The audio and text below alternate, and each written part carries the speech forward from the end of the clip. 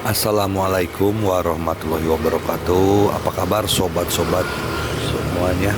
Semoga kita dalam keadaan sehat jasmani dan rohani, tidak kekurangan satu apapun. Oke, mari kita lanjutkan ceritanya. Bab 1345. Menyambut Kaisar Guan. Ye Guan menatap perahu di tangannya. Dari luar, tidak ada yang istimewa pada kapal itu. Tetapi dia tahu bahwa kapal itu telah menciptakan peradaban yang dahsyat di sisi lain. Setelah mengamatinya sejenak, Ye Guan berkata, "Karena kamu punya semangat, maka tunjukkan semangatmu."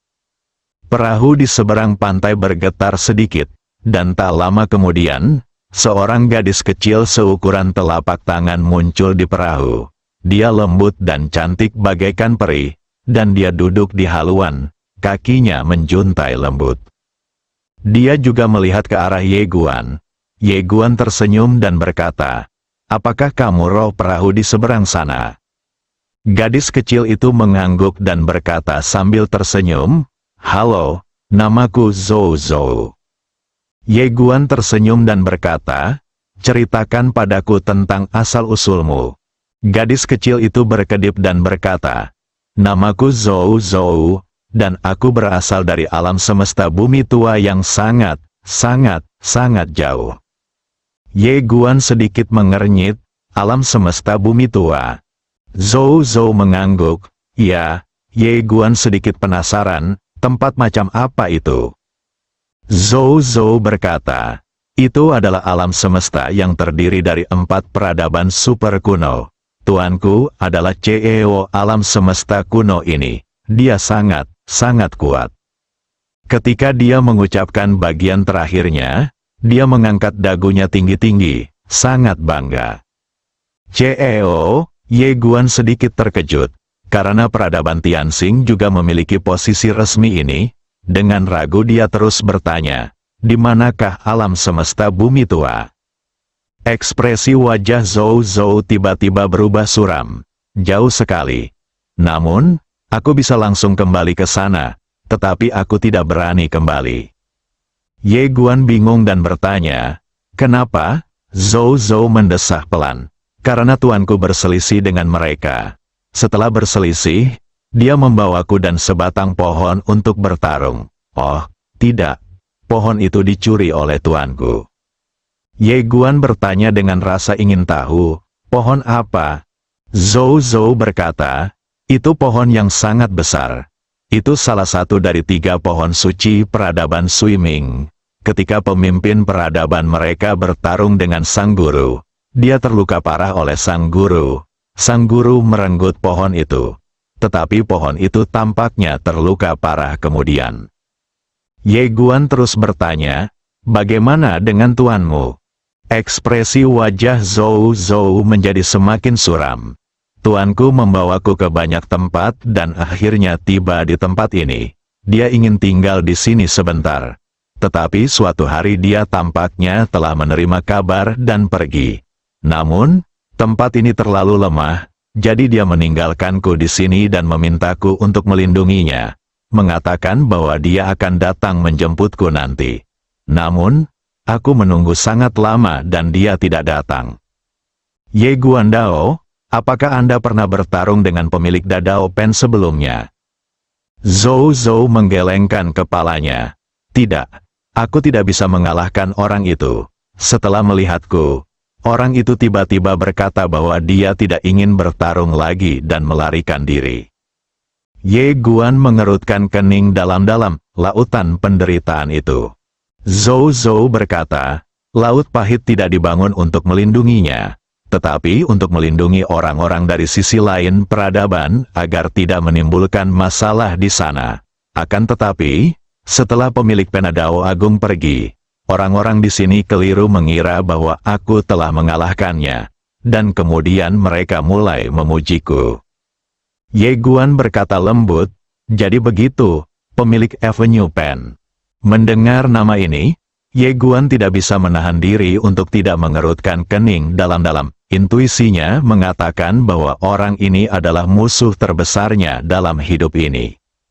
Zhou Zhou tiba-tiba berkata, "Jika Tuan melihatmu, dia pasti akan menyukaimu." Ye Guan tersenyum dan bertanya, "Kenapa?" Zhou Zhou berkata dengan serius, "Karena kamu adalah orang yang baik hati, dan kamu bersedia mengorbankan kultivasimu demi semua makhluk hidup. Guru juga sangat baik hati, dan dia terutama menyukai orang yang baik hati." Ye Guan tersenyum dan bertanya, "Siapa nama gurumu?" Zhou Zhou berkata, "Kasih sayang dan kebaikan." Kasih sayang dan kebaikan. Ye Guan sedikit terkejut, nama ini sangat istimewa. Dia mengumpulkan pikirannya dan melanjutkan, "Kamu bilang kamu bisa kembali langsung ke alam semesta bumi lama itu?" Zhou Zhou mengangguk, "Ya, ada susunan teleportasi di tubuhku, aku bisa langsung kembali." Ye Guan berkedip dan berkata, "Bagaimana kalau kita pergi ke tempatmu?" "Tidak, tidak." Zhou Zhou melambaikan tangannya berulang kali. "Kamu terlalu lemah sekarang. Jika aku mengikutimu kembali, aku akan digantung dan dipukuli. Kecuali kamu memanggil bibimu yang cantik, yang berpakaian polos." Ketika dia mengatakan hal ini, matanya berbinar dan dia tampak sangat gembira. Ye Guan menggelengkan kepalanya, "Sayangnya tidak." "Oh," Zhou Zhou seperti terong asin. Tetapi segera berkata, "Jika kau mengambil pedangmu, kita bisa kembali. Namun, tidak ada gunanya kembali sekarang karena tuanku jelas tidak ada di sana." Ye Guan berpikir sejenak, lalu berkata, "Ketika aku menjadi lebih kuat, aku akan membantumu menemukan gurumu. Bagaimana menurutmu?" Zhou Zhou segera berkata, Oke, kamu orang yang baik." Ye Guan tertawa. Zhou Zhou menambahkan, "Saya punya beberapa harta karun di sini yang saya bawa dari tanah lama. Meskipun tidak sebagus pedang dan menara Anda, tetapi tidak buruk. Jika Anda ingin menggunakannya, Anda dapat menggunakannya kapan saja." Ye Guan tersenyum dan berkata, "Terima kasih." Zhou Zhou berkedip dan berkata, "Bisakah aku bermain di menaramu?" Ye Guan mengangguk. "Oke." Zhou Zhou tersenyum dan berkata, "Terima kasih." Sambil berbicara, dia terbang langsung ke menara kecil itu dengan tubuh aslinya. Di luar, Ye Guan menggelengkan kepalanya dan tersenyum. Gadis ini cukup menarik. Tanah tua. Ye Guan menatap ke kedalaman langit berbintang. Tempat apakah ini? Setelah beberapa saat, dia menarik pikirannya dan menuju klan kekaisaran dengan bantuan Guru Ta. Keluarga kekaisaran. Pada saat ini, semua orang kuat keluarga kekaisaran berkumpul di satu aula. Dalam peperangan ini, segenap keluarga kerajaan sebenarnya tidak kehilangan banyak orang kuat, karena pada akhirnya, Ye Guan dan Kaisar Fan Zhao lah yang bertempur. Dapat dikatakan bahwa orang-orang kuat inti keluarga kekaisaran masih ada di sana. Yang memimpin kelompok itu adalah pemimpin klan sebelumnya, Diling, dan di sampingnya adalah pemimpin klan saat ini, Diming. Diling melirik orang-orang yang terdiam di aula dan bertanya, "Bagaimana menurutmu?" Setelah Ye Guan mencapai tingkat Kaisar Agung, keluarga kekaisaran memilih untuk menyerah. Tetapi tidak seorang pun menduga bahwa nantinya Ye Guan akan menyebarkan taunya untuk menyelamatkan semua makhluk hidup. Kaisar Agung, pemuda itu mengucapkan selamat tinggal dan mereka bubar. "Oh sial, apakah kamu begitu impulsif?" "Tentu saja, ini bukan intinya. Intinya adalah apa yang harus dilakukan keluarga kekaisaran sekarang. Terus tunduk pada Ye Guan? Atau haruskah aku mengambil kesempatan ini untuk mengalahkan Ye Guan secara langsung, dan merebut keberuntungan kaisar dan kapal seberang?" Keluarga kekaisaran sekarang menghadapi pilihan. Di dalam aula, semua orang kuat dari klan kekaisaran terdiam, dan suasananya sangat menyedihkan. Pada saat ini, seorang tetua berjubah hitam tiba-tiba keluar dan berkata dengan suara yang dalam, "Dua pemimpin klan, saya pikir ini adalah kesempatan sekali seumur hidup bagi klan kekaisaran kita." Diling menatap lelaki tua berjubah hitam itu. Tetua ke-9, tolong ceritakan padaku secara rinci. Orang tua berjubah hitam itu memiliki cahaya dingin yang bersinar di matanya. Dia berkata dengan suara yang dalam, "Jika Ye Guan adalah seorang kaisar agung, klan kekaisaran kita akan tunduk padanya dan melayaninya. Namun sekarang, dia bukan lagi seorang kaisar agung. Dia sama sekali tidak memiliki kultivasi. Bukankah konyol jika klan kekaisaran kita melayani orang yang sama sekali tidak memiliki kultivasi? Terlebih lagi, dia sekarang memiliki aura seorang kaisar agung, dan dia memiliki benda suci kelas atas, perahu tepi lain. Jika klan kekaisaran kita mendapatkannya, sangat mungkin klan kekaisaran kita akan memiliki kaisar agung lain yang akan memerintah alam semesta kaisar dan 10 dunia yang sunyi. Kaisar besar lainnya akan muncul." Begitu lelaki tua berjubah hitam itu mengatakan ini, darah semua orang di lapangan langsung mendidih. Betapa mulianya ketika kaisar muncul di keluarga kekaisaran. Alam semesta kaisar menyerah, dan 10 alam semesta sunyi menyembahnya. Seluruh alam semesta gemetar mendengar nama klan kekaisaran. Akan tetapi, dengan meninggalnya kaisar klan kekaisaran, status klan kekaisaran anjlok di seluruh jagat raya. Bukannya keluarga kekaisaran tidak kuat, tetapi begitu kaisar agung jatuh, keluarga kekaisaran akan diserang oleh semua orang. Semua sumber daya yang pernah diduduki oleh klan kekaisaran telah diserahkan, dan bahkan senjata kekaisaran yang awalnya dimiliki oleh klan kekaisaran harus ditinggalkan. Akhirnya, setelah meninggalkan tentara kekaisaran dan sebagian besar kepentingan inti mereka, keluarga kekaisaran bermigrasi dari Ten Wastelans ke tempat terpencil ini untuk bertahan hidup. Selama bertahun-tahun, leluhur keluarga kekaisaran yang tak terhitung jumlahnya telah bekerja keras satu demi satu, semua dengan harapan bahwa keluarga kekaisaran dapat menghasilkan kaisar agung lainnya, yang kemudian akan memerintah dunia lagi, mengembalikan kejayaan keluarga kekaisaran sebelumnya, dan membalas rasa malu masa lalu. Akan tetapi, setelah sekian tahun, keluarga kekaisaran masih belum juga melahirkan seorang kaisar yang agung. Tapi kali ini, kemungkinan besar ini adalah kesempatan bagi keluarga kekaisaran. Di dalam aula, semua orang menjadi semakin bersemangat saat mereka semakin memikirkannya, dan merasa bahwa inilah saatnya bagi keluarga kekaisaran untuk bangkit kembali. Pada saat ini, Kaisar Ming tiba-tiba berkata, "Menurutku apa yang dikatakan tetua ke-9 itu benar. Terlebih lagi, meskipun Ye Guan adalah kaisar agung, dia bersedia menerima penyerahan klan kekaisaran kita.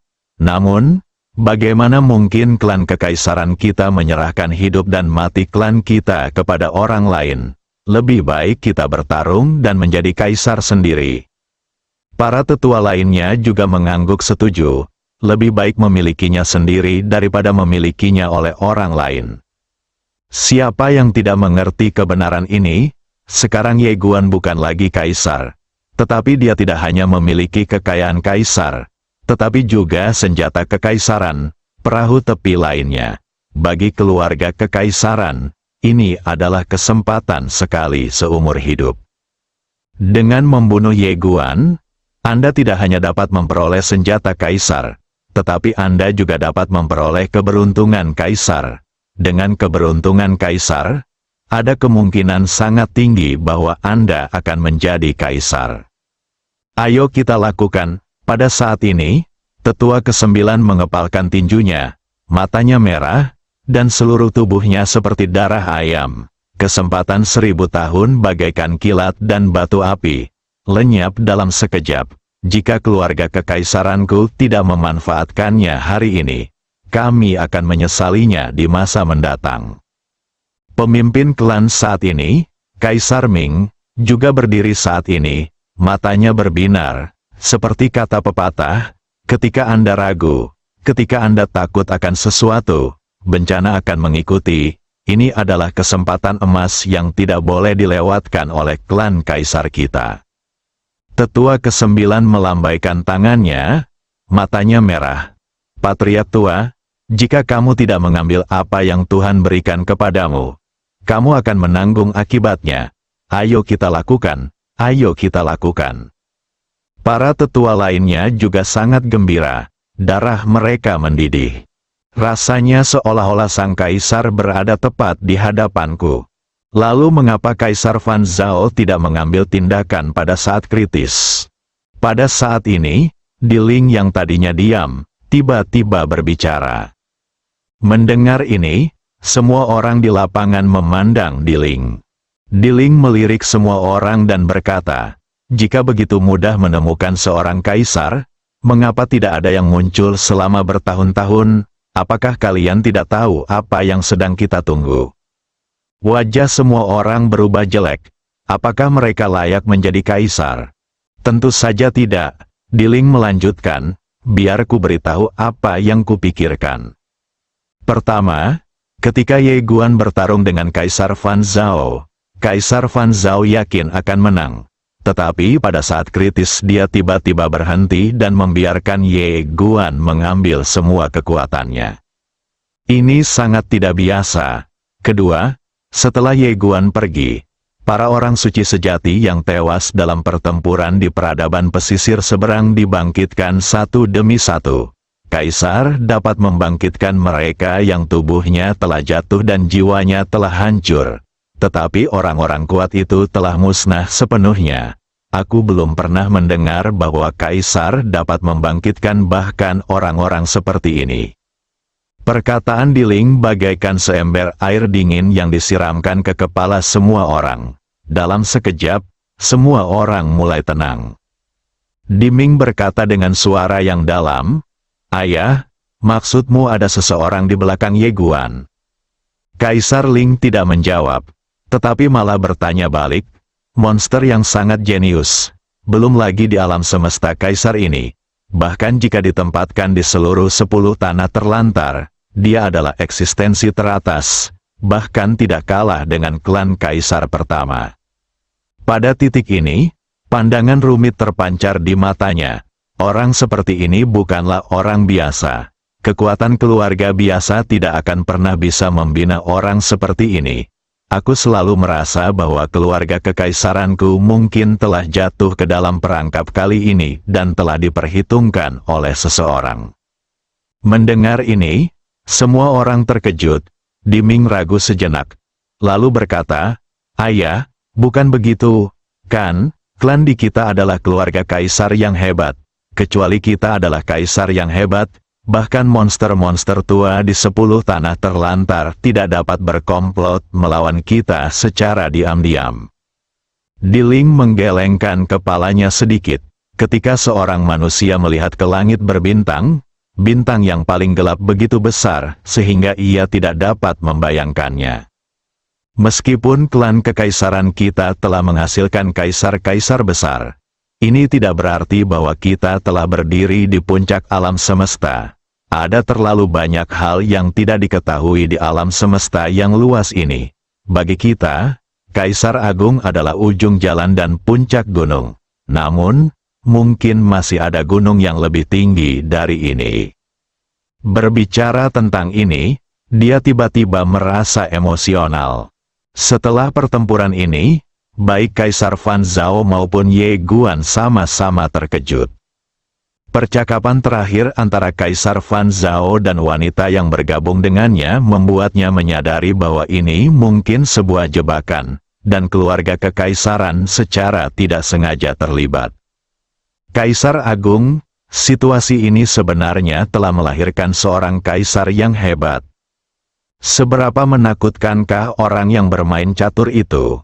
Semua orang di lapangan yang bisa bertahan sampai sekarang bukanlah orang biasa. Setelah Diling mengatakan ini, semua orang memikirkannya dengan cermat dan dapat memikirkan banyak poin penting. Lagi pula, semakin mereka memikirkannya, semakin mereka merasa ada sesuatu yang salah. Masalah ini aneh. Pada saat ini, Diming tiba-tiba bertanya, "Ayah, jika ini benar-benar permainan, siapa yang menang? Diling berkata dengan tenang, siapapun yang selamat, dialah pemenangnya. Ye Guan, Kaisar Ming ragu-ragu sejenak, lalu berkata, tapi dia telah kehilangan kultivasinya. Diling meliriknya dan berkata dengan kaget, bagaimana jika ini jebakan lainnya? Oh sial, kepala Diming berdengung. Diling melirik semua orang, wajahnya tampak sangat serius. Sekarang keluarga kekaisaranku hanya punya dua pilihan. Yang pertama adalah yang baru saja kalian sebutkan. Berusaha sekuat tenaga untuk membunuh Ye Guan, merebut keberuntungan Kaisar Agungnya dan kapal di seberang, dan menciptakan Kaisar Agung dengan seluruh kekuatan kita. Mustahil, pada saat ini, tetua ke-9 melambaikan tangannya dengan tergesa-gesa, sama sekali tidak. Semua orang melihat ke arah tetua ke-9, yang berkata dengan suara berat, pertama, jika ini benar-benar jebakan, maka kita benar-benar akan pergi ke toilet dengan lentera jika kita melakukan ini. Kedua, bahkan jika kita berhasil merebut keberuntungan Kaisar Agungnya dan perahu tepi lain, jika kita tidak dapat menciptakan Kaisar Agung dalam waktu singkat, maka klan kekaisaran kita akan dikepung oleh keluarga Kaisar Agung dan Sekte Abadi, dan menjadi sasaran kritik publik, dan kemudian kita akan hancur. Pada titik ini, dia mendesah, sulit, sangat sulit. Saya pikir pilihan terbaik kita sekarang adalah menjauh dari Ye Guan, tidak menyakitinya, menunggu dan melihat apa yang terjadi, dan kemudian bertindak ketika saatnya tiba. Diming tiba-tiba menatap Diling, ayah, bagaimana dengan cara kedua? Kaisar Ling berkata, dukung Ye Guan dengan seluruh kekuatanmu dan bertaruh pada keberuntungan klan. Begitu kata-kata itu diucapkan, itu bagaikan sambaran petir yang mengejutkan semua orang. Diming menatap Diling dengan heran, ayah. Diling mengepalkan tangannya, matanya berbinar, seluruh auranya benar-benar berbeda. Pertama, kita harus memahami satu hal, situasi saat ini tidak menguntungkan bagi keluarga kekaisaran kita. Selama kurun waktu ini, banyak aura yang tidak jelas telah menyerbu wilayah kekaisaran ini. Keluarga kekaisaran besar dan Sekte Abadi telah mendengar berita itu dan datang ke sini. Mereka secara terbuka menargetkan Ye Guan. Sebenarnya, apakah menurutmu mereka akan membiarkan kita pergi? Keluarga kekaisaran kita sudah lemah, dan perang dengan peradaban sisi lain dalam beberapa tahun terakhir telah sangat melemahkan kekuatan kita. Sekarang ketika mereka melihat kita, mereka pasti melihat sepotong daging gemuk. Sambil berbicara, dia menarik napas dalam-dalam. Bahkan jika mereka tidak mengambil tindakan sekarang, begitu mereka merebut keberuntungan kaisar dan perahu di seberang dan benar-benar menciptakan seorang kaisar, maka klan kekaisaranku juga harus menyerah. Dalam hal ini, mengapa tidak mencobanya? Taruh semua harapan seluruh klan pada Ye Guan. Jika dia bisa menjadi kaisar lagi, maka klan kekaisaranku akan menjadi yang pertama mendukungnya, dan dia pasti akan memperlakukan klan kekaisaranku dengan baik. Diming berkata dengan suara yang dalam, bagaimana jika dia tidak memperlakukanmu dengan baik? Diling menyipitkan matanya sedikit. Demi semua makhluk hidup, dia bersedia membubarkan bahkan kekuatan Kaisar Agung. Selama keluarga kekaisaranku dengan tulus mendukungnya, dia akan memperlakukan kita dengan baik. Kaisar Ming terdiam. Diling mengepalkan tangannya erat-erat, dengan sikap yang mengesankan, seperti kata pepatah, seekor lalat biru hanya dapat terbang beberapa mil, tetapi jika mengikuti ekor kuda, ia dapat terbang sejauh 1000 mil. Klan kekaisaran kita sekarang semakin berkurang bakatnya, dan tidak ada seorang pun yang memiliki kualifikasi untuk menjadi seorang kaisar. Daripada perlahan-lahan binasa seperti ini, lebih baik mempertaruhkan nasib seluruh klan sekali saja. Jika kita bisa menang, klan kekaisaran kita dapat hidup kembali dan meneruskan keberuntungan kita setidaknya selama 100 juta tahun. Dalam 100 juta tahun, jika klan kekaisaran kita dapat melahirkan seorang kaisar, itu akan sangat bagus. Jika tidak, maka kita telah melakukan yang terbaik dan tidak akan mengecewakan leluhur dan generasi mendatang. Saat mengatakan hal itu, dia mendesah dalam-dalam, merasa tidak berdaya. Setelah kematian leluhur Kaisar Agung, semua leluhur klan kekaisaran ingin mengembalikan kejayaan leluhur mereka. Tapi, itu sungguh sulit. Setelah mendengar kata-kata Diling, aula tiba-tiba menjadi sunyi. Mereka tahu bahwa keputusan mereka hari ini akan menentukan nasib keluarga kekaisaran. Tetua ke-9 tiba-tiba menggertakkan giginya dan berkata dengan keras, "Bertaruh, kita bisa bertaruh, daripada mati perlahan dan menyedihkan seperti ini, lebih baik bertaruh. Bahkan jika kita tidak bisa menjadi kaisar dalam kehidupan ini, kita harus berjuang untuk mendapatkan kesempatan di kehidupan selanjutnya." Bertaruh, tak lama kemudian, seorang tetua lainnya berdiri dan berteriak, "Demi kemuliaan para leluhur kita, demi kemuliaan keluarga kekaisaran kita, dan demi generasi mendatang keluarga kekaisaran kita." Bertaruh, pada saat ini, semua orang di aula bersorak. Pada saat ini, seorang lelaki tua tiba-tiba muncul di aula. Orang tua itu membungkuk hormat dan berkata, "Dua pemimpin klan, kalau begitu, Ye Guan ada di sini." Ye Ling, sang pemimpin, tiba-tiba berdiri dan berkata, "Perintahkan Departemen Upacara Kekaisaran Klan untuk memainkan musik dan menari, untuk menyambut Kaisar." Bab 1346, Tunduklah kepada Kaisar saat kau bertemu dengannya. Begitu Ye Guan tiba di klan kekaisaran, dia mendengar musik peri yang indah tiba-tiba keluar dari klan kekaisaran. Musik peri itu penuh gairah. Melodinya bergejolak bagai air bah, dan hentakan genderangnya menggelegar bagai guntur, bergema di langit dan bumi. Begitu musik peri dimulai, Ye Guan melihat ratusan wanita mengenakan gaun peri perlahan melayang di kejauhan, lalu mendatanginya dan menari di kedua sisi. Wanita-wanita ini jelas dipilih dengan cermat. Masing-masing dari mereka memiliki sosok yang anggun dan wajah yang cantik, dan tarian mereka memukau. Ye Guan mengerutkan kening. Mungkinkah keluarga kekaisaran ini mampu melakukan tipu daya seperti itu? Pada saat ini, di bawah kepemimpinan Diling, sekelompok orang kuat dari klan kaisar keluar untuk menyambutnya. Mereka datang di depan Ye Guan, berlutut hormat, dan berkata serempak, "Selamat datang Kaisar Guan." Melihat para petinggi klan kekaisaran yang semuanya berlutut, Ye Guan terdiam sejenak lalu berkata, "Bangunlah."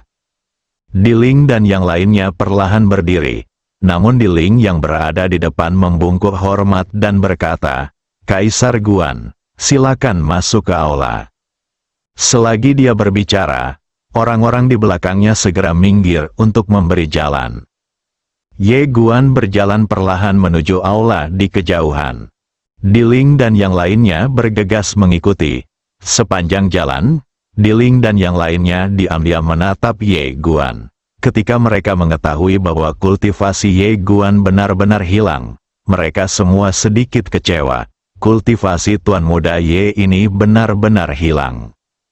Meskipun begitu, mereka tetap tampak hormat. Mereka bertaruh bahwa Ye Guan punya rencana cadangan. Diling yang berada di depan justru merasa senang, karena walaupun Ye Guan telah kehilangan kultivasinya, namun sikap dan kepercayaan diri yang ditunjukkan Ye Guan saat ini sama sekali tidak terlihat seperti sikap orang yang tidak memiliki kultivasi. Setelah memasuki aula, Ye Guan secara alami berjalan ke kursi tempat Diling duduk sebelumnya, dan kemudian duduk. Dia menatap semua orang di lapangan dari atas. Pada saat ini, semua orang di lapangan merasakan penindasan yang tak terlihat. Kaisar Ling, yang memimpin, Sangat gembira. Tuan muda Ye ini sama sekali tidak terlihat seperti orang yang tidak berkultivasi. Kekuatan kaisar yang tak kasat mata masih ada. Ye Guan menatap Diling. Patriark Diling, kau seharusnya tahu apa yang akan kuhadapi selanjutnya. Diling tentu saja tahu apa yang dimaksud Ye Guan, dan buru-buru berkata dengan hormat, Kaisar Guan, keluarga kekaisaran saya bersedia berbagi kehormatan dan aib dengan Anda. Berbagi kehormatan dan aib. Ye Guan perlahan berdiri, datang ke pintu aula, dan mendongak. Meskipun dia telah kehilangan harapan, dia tahu bahwa pada saat ini, di tengah kegelapan alam semesta dan langit berbintang, ada banyak orang kuat yang sedang melihat ke bumi ini. Diling tiba-tiba bertanya, Kaisar Guan, apakah Anda butuh waktu sekarang? Ye Guan mengangguk, ya, dia benar-benar butuh waktu sekarang. Diling ragu sejenak, lalu berkata, klan kekaisaranku bersedia memberi waktu untuk Kaisar Guan. Ye Guan menoleh untuk melihat Diling, dan Diling berkata dengan suara yang dalam, klan kekaisaranku bersedia membuka alam rahasia Kaisar Agung milik klan kekaisaranku dan membukanya untuk semua orang. Dengan cara ini, orang-orang kuat yang datang secara diam-diam pasti akan memasuki alam rahasia Kaisar Agung. Mendengar perkataan Diling, semua orang kuat klan di lapangan terkejut dan menatap Diling dengan tak percaya. Alam rahasia Kaisar Agung, inilah kartu truf paling utama dari keluarga kekaisaran. Karena di dalamnya berisi warisan dari Kaisar Agung. Selama Anda memperoleh warisan Kaisar Agung, Anda dijamin setidaknya setengah langkah menjauh dari jalan itu.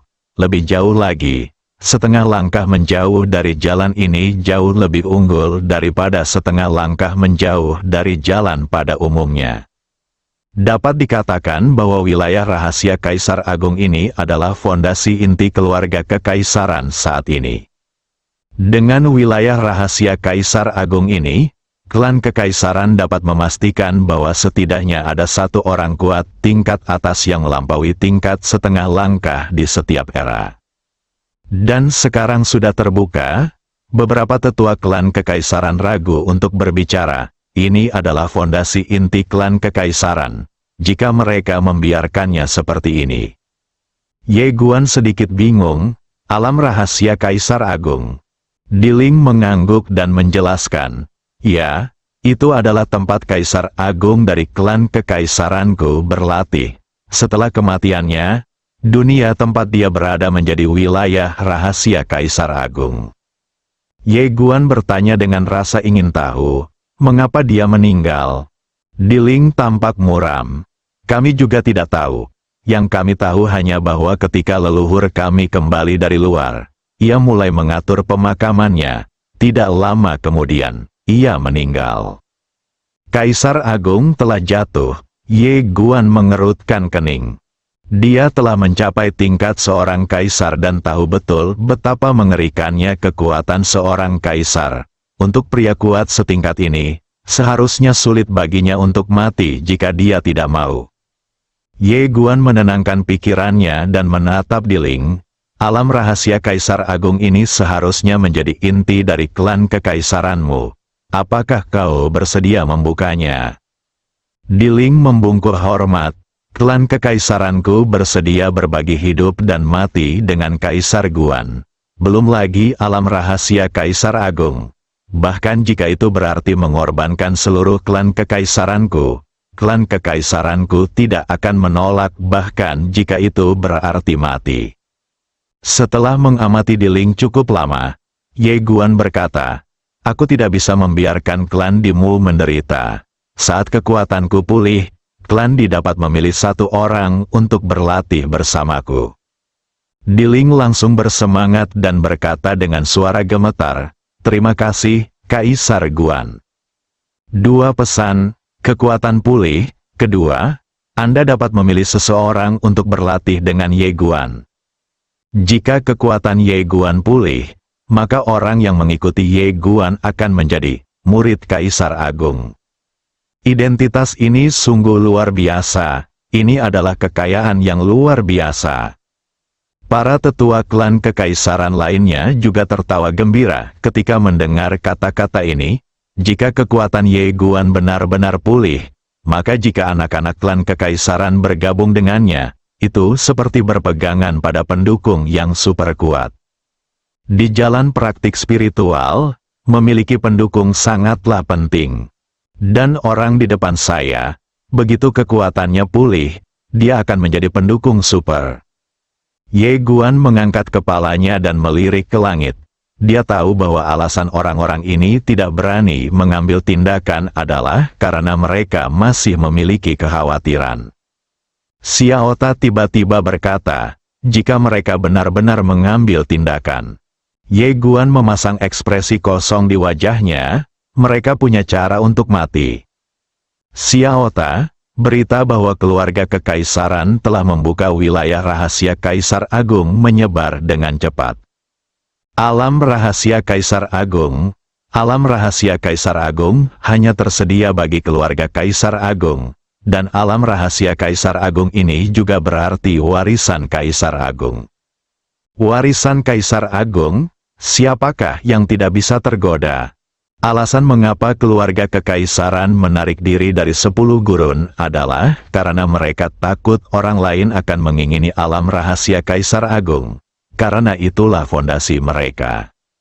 Dan sekarang, banyak keluarga Kaisar Agung, sekte abadi, dan kekuatan teratas dari peradaban yang tak terhitung jumlahnya tidak menyangka bahwa keluarga Kaisar ini akan mengambil inisiatif untuk membuka alam rahasia Kaisar Agung ini dan membukanya ke dunia luar.